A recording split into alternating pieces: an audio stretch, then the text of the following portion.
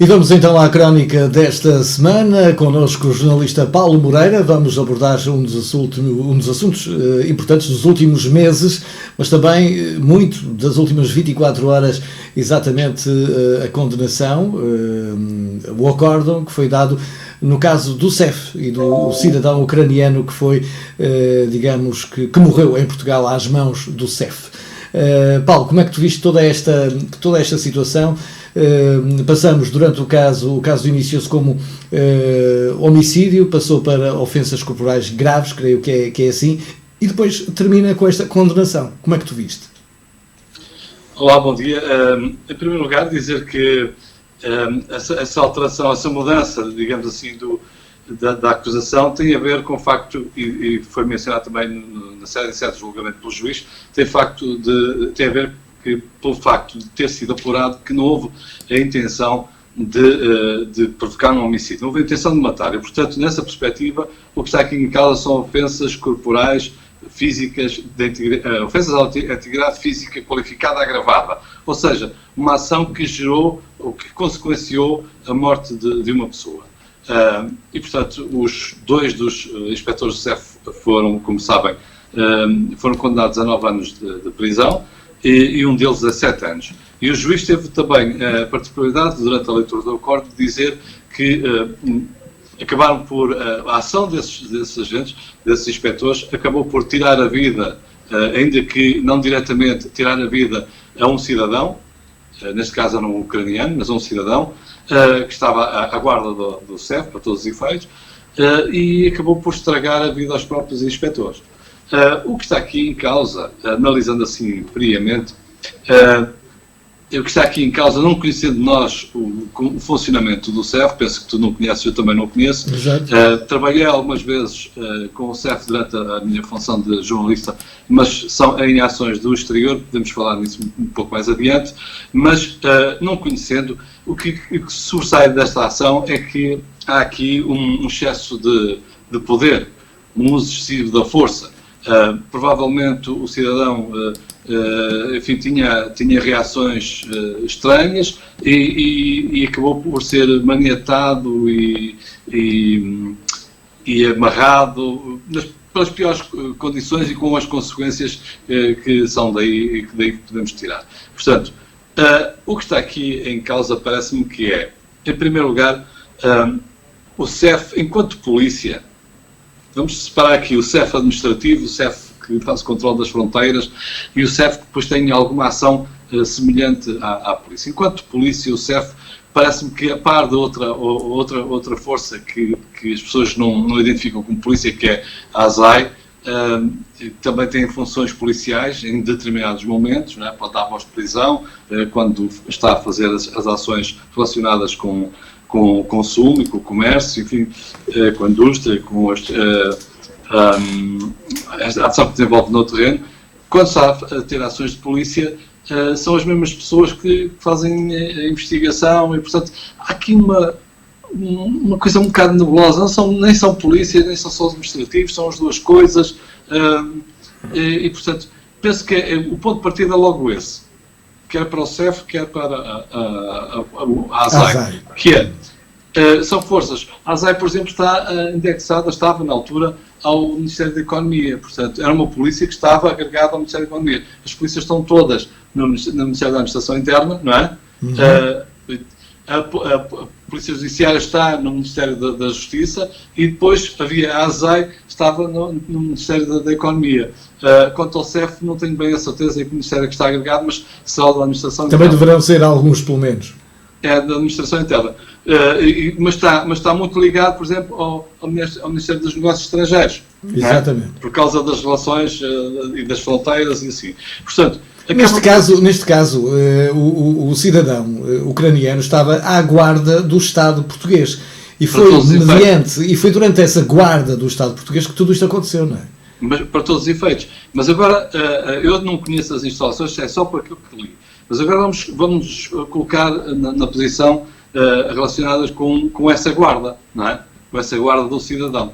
É uma guarda que é feita num aeroporto, onde não existem instalações, pelo que eu percebi, não existem instalações com o carisma, o caráter policial ou de prisional, digamos assim. Não existe ali vamos chamar-lhe assim pelos termos que as pessoas conhecem, não existe uma cadeia ali assim no aeroporto onde as pessoas são detidas, estão lá atrás de umas grades à espera de serem julgadas ou interrogadas, seja lá o que for, e depois devolvidas outra vez.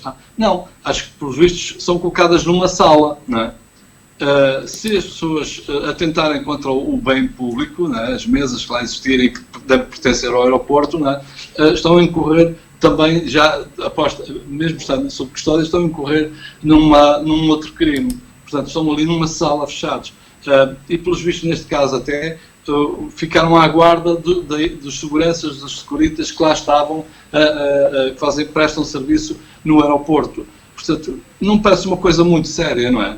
Uma pessoa é detida no aeroporto, por alguma razão, devia ser entregue à polícia do aeroporto para, seja ela PSP... Para averiguar, para saber o que é que se passa, pode entrar, não pode, porque é que não pode, que motivos é que tem para vir a Portugal. Isto começou logo por também, toda esta situação, por não haver um intérprete e por fazerem traduções através do Google, que é uma coisa que não cabe na cabeça de ninguém, não é? E depois há também, pelo menos aquilo que passou para quem está deste lado a ver, digamos que toda esta situação, o excesso de força em relação ao cidadão. O que é que levou, agora entrando na questão mais do julgamento, o que é que levou aqueles 3 inspectores do CEF a usarem a força, de tanta força, da violência, sobre uma pessoa que está maniatada? Não sei se já estava quando agrediram, se agrediram primeiro e maniataram depois, não sei como é que se passou, mas que estava ali naquelas condições, não é? Porventura existiria um outro meio qualquer de controlar aquela pessoa, não é?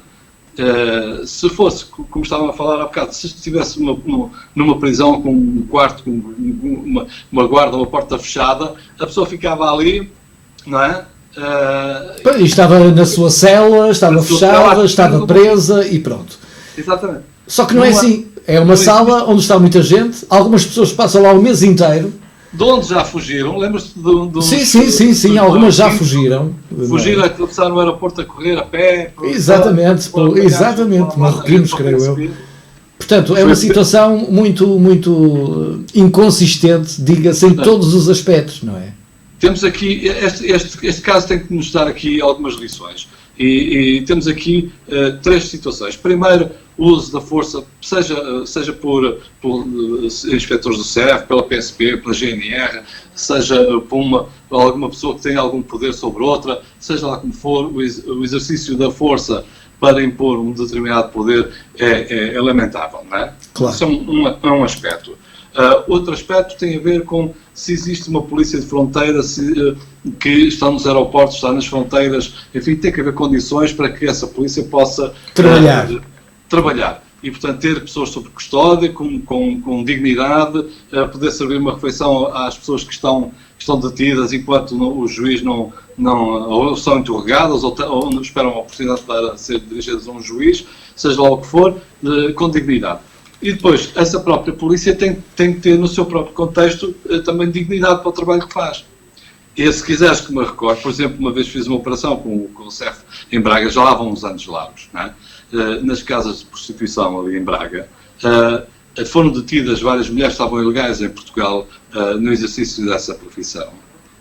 E as instalações do CEF em Braga, na época, já lá vão uns anos, era um apartamento reaproveitado, onde estavam depois todas no corredor e nas escadas, e tinha que estar uns agentes do CEF nas escadas a tomar conta delas, outros lá dentro para identificarem, tirarem os dados. Ou seja, a eterna falta de condições. De condições. Portanto, ou existe condições para esta polícia exercer a função, ou não existe, não é? E às vezes são estas situações que também provocam nas pessoas que estão a trabalhar situações que vão para além daquilo que seria o aceitável e desejável. Tudo isto tem que ser... E ao contrário também, e quem lá está detido acaba por ter também reações que não seriam necessárias, nem expectáveis, precisamente devido às condições em que lá estão. não é? Exatamente, e como A diz, forma como são tratadas, como, enfim. como diz o filósofo, não é? Violência gera violência, e se houver violência de um lado, há uma resposta violenta do outro e vice-versa, não é? Olha, Paulo, e depois de tudo isto, tivemos ontem a leitura do acórdão, 7 anos, 9 anos, foi feita justiça?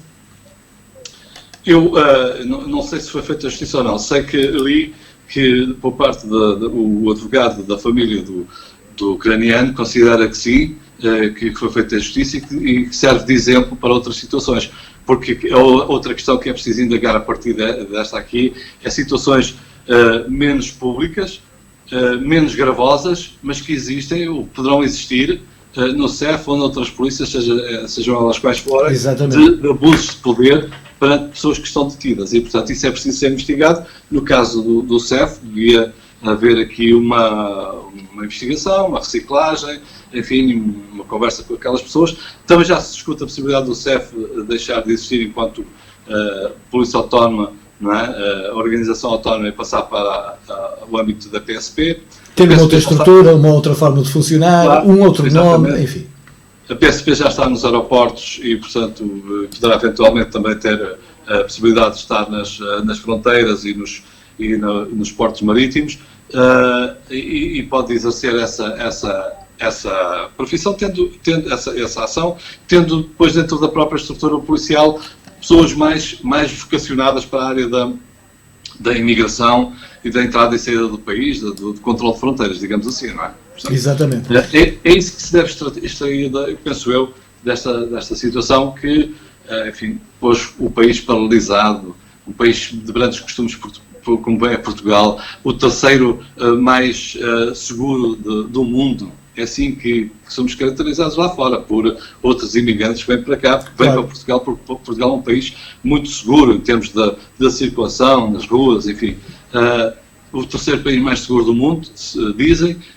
Depois tem estas situações que são pontuais, digamos assim. Exatamente. E que sirva de lição para outras situações congêneres, digamos assim, de possam começar a acontecer. Exatamente. Paulo, muito obrigado pela tua crónica, a tua visão deste assunto que tem ocupado os últimos meses, e principalmente as últimas horas, depois da leitura também do acórdão. A continuação de uma boa semana e marcamos encontro então para de hoje 8 dias. Grande abraço. Um abraço e até para a semana.